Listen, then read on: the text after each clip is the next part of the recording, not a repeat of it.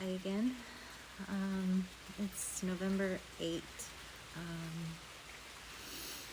It's been about a month, maybe more, since my last post on September 27th.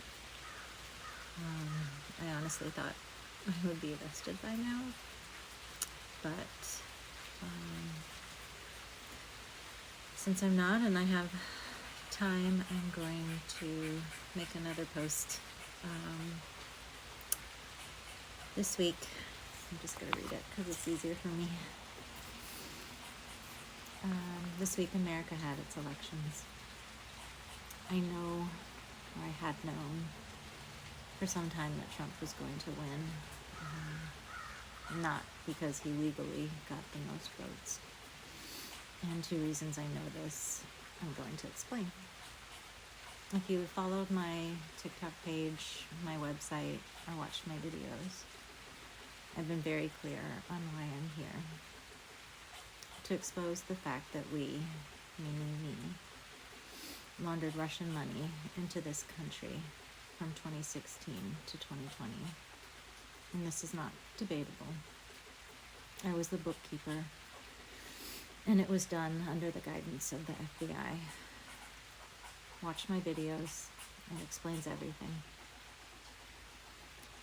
But today I wanted to talk about the preparations for this plan, scheme, because I see a clear parallel between what happened in 2016 and what happened in 2024 election years. On our end, the plan to launder Russian money into the U.S. began in 2014. That's when all of the meetings began. Namely, it involved Mike, my ex, going overseas to Georgia, the country, former Soviet country. And from there, the meetings moved to Israel, Tel Aviv. It was also in 2014 that our first meeting in connection with Michael Israeli began. And it was also, to my recollection, our first encounters with the FBI, who I didn't know were FBI at the time. Again, I didn't know any of this was going on, just that they wanted me to be the bookkeeper. 2015 was the setup year, which I can share the planning that I observed on my end. And what I can tell you is that everything that I remember and that I've read through my emails, it was so organized and just very detail oriented of like all the things that needed to be done to get everything in place. And I remember looking back on Michael Israeli's emails when I first started uncovering this in 2022, and they were so detailed. They were almost instructional about everything that needed to be done, the banks that needed to be researched and lined up, and having certain people in place, the LLCs created, and the investors that would be involved in all of this facade that would be the face of this money laundering.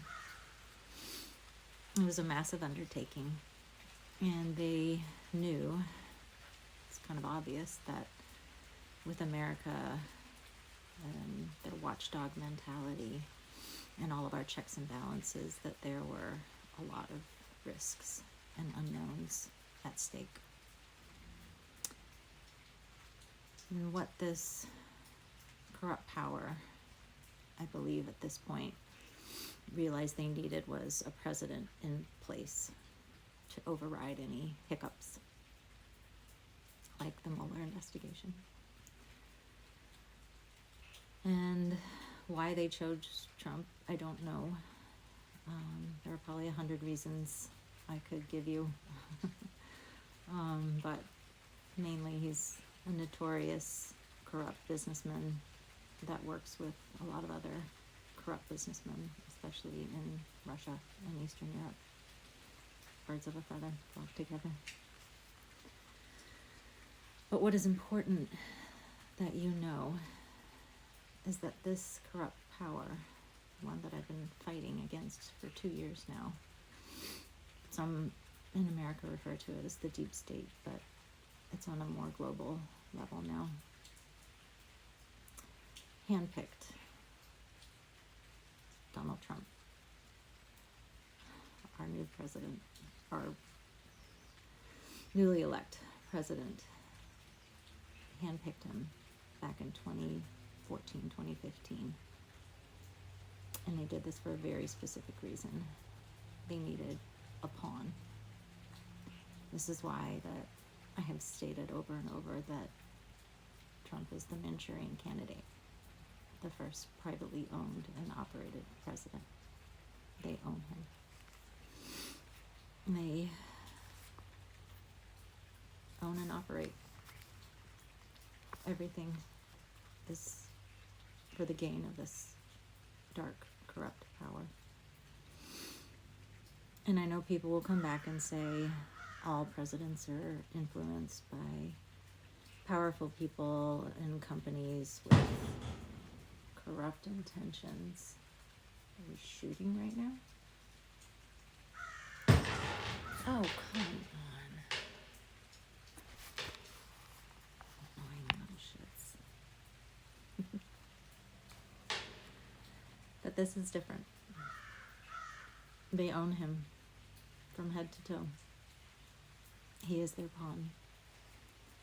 And their plans and purpose for this are as sinister as it gets.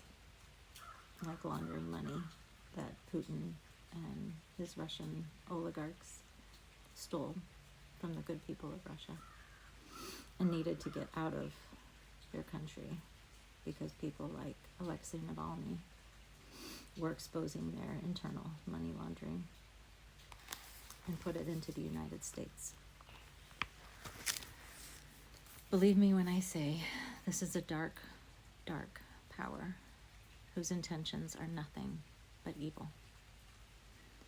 And what angers me the most is that they are using this man to manipulate you, particularly good Christian people, to make you believe that he is the voice of your oppression, when in fact he's your oppressor in disguise.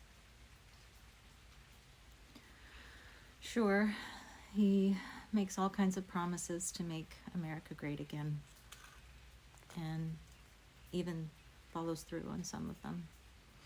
But it is all a ruse to placate you, to deceive you, so that you don't know what they're really doing.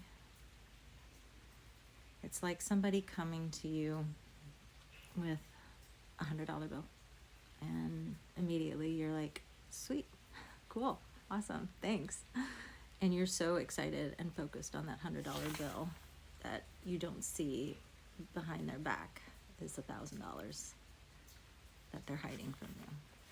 You're just so focused on the little handout that they give you. It is a massive game of deception and manipulation and corruption, and they are masters of it.